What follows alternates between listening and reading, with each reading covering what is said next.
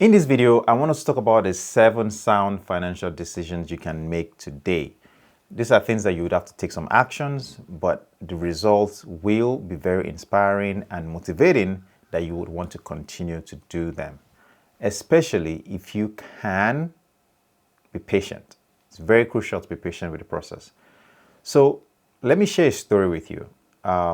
This was something that happened to me a couple of years ago, 5 years ago now. I wanted to buy a car and I had about $5,000. I wanted to buy a car.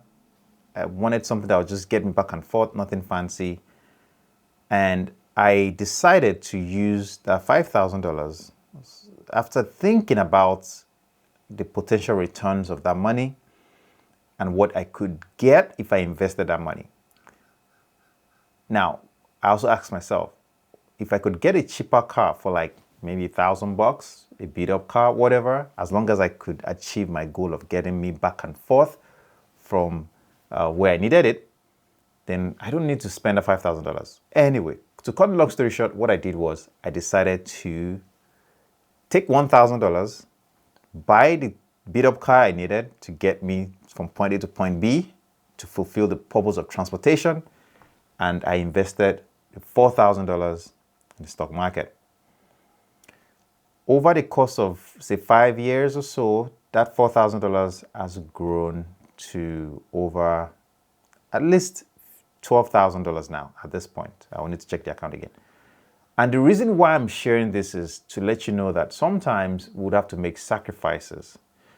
So that leads to my first point. We need to make sacrifices in order for us to get any substantial results. The next thing is investing in ourselves. You see, a lot of times we consider the cost of purchasing a program, going back to school, doing a course as an expense, when we are supposed to change our mindset and see it as an investment. It is not an expense, it is an investment in yourself that will make you better and most likely will pay you a lot of dividends down the line. Think about the things you've done in the past. Think about the classes you have taken, especially the ones that you've willingly committed to. I'm not talking about the ones in school where you just take random courses so that you can graduate. No, I'm talking about the ones you willingly committed to. You would realize if you can do a deep thinking or deep thought process about it, you would realize that the time and money and the returns on that investment, generally speaking, would often come back to be a very good decision you made.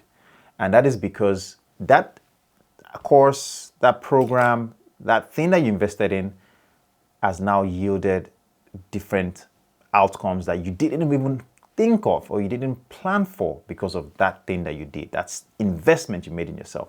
And this is why you never take that personal developmental process lightly, because it is important that we continue to invest in ourselves and we continue to develop our ability to learn and grow.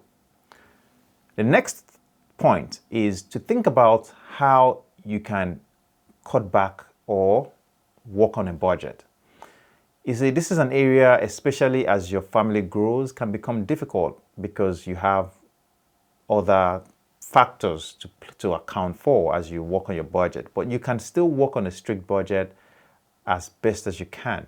And I think this is something that I practice, or this is something that I do also with my wife. And what we do is, whatever we have as income, we set aside, of course, a certain amount to go towards savings after all the investments, the normal deductions that you'd have to take out, taxes and all that. I'm talking about taking out some money to save, taking out some money to cover your expenses, and then taking out some money as your personal spending money. And then whatever is left can then be spent on maybe giving to the less privileged, if that is what you're into, donations, things like that. And the point of doing that is, you see, that personal spending money is what makes you feel a little bit less on a budget. So instead of you leaving all your money in your checking account and letting it just sit there for weeks, what ends up happening, if that money sits there, you spend it.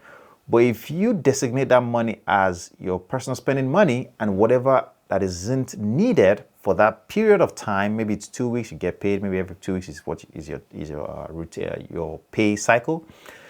Whatever you haven't used of that is outside of your personal spending money can then go towards investments and savings, and you can save more money than the initial money that you've saved. You can invest more than the initial amount that you initially invested.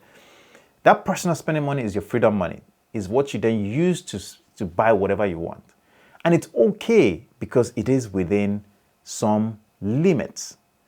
On the other hand, if you don't have that personal spending money, what most people do is you get paid and then I want to buy this, I want to buy that, there's no limits. And you see, where there aren't limits, guess what? Rules are bound to be broken.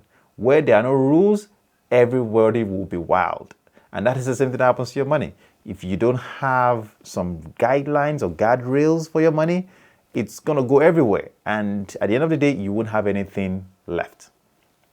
Now, this then brings me to an idea that I've always thought about and I always want to share. I talk about multiple streams of income on this channel, and the question is, what do you teach? Okay, what is that thing that you're passionate about, that you talk to other people about? And by the way, this finance channel is one of those things. I like finance. I'm not going to claim that I have gazillion dollars in my account. That's not the case. The point here is that I enjoy reading about these things and I enjoy putting them into practice and seeing the growth. And when I see the growth, it makes me believe that I'm doing something right, which I'm willing to share with other people as well. And I hope that you are also finding something that you are passionate about. It doesn't have to be money. It might be music. It might be, gossip, whatever that is. Find an opportunity to monetize that passion, whether it's through selling books, making videos, whatever it may be, doing reviews on it. There are ways in which you can monetize your passion. And if you can find ways to monetize what you're passionate about, then it's like your interest and money finds a very fine point where they cross each other, right? And your goal is to stick to that thing and be willing to go the long term with it. And that is the thing about, this aspect of making money. The goal isn't to find something that will make you a lot of money quickly. Yes, it's nice to make money quickly, but remember, is it sustainable? Can you go the long term with that thing? Because if it's something that is detrimental to your health, your well-being, your emotional state, then that is not what we want. We want something that we can stick to long term and hopefully we continue to enjoy. And it's okay if you change your mind down the line because you realize that it's not something, that you find something that is even better that you want to spend your time in, then of course, go ahead and do that and stick to it as well. Because at the end of the day, this is your life. This is one shot at it, if you think about it that way. And you want to live the best life possible. So the point here is spend some time to think about these areas and find ways to take action today.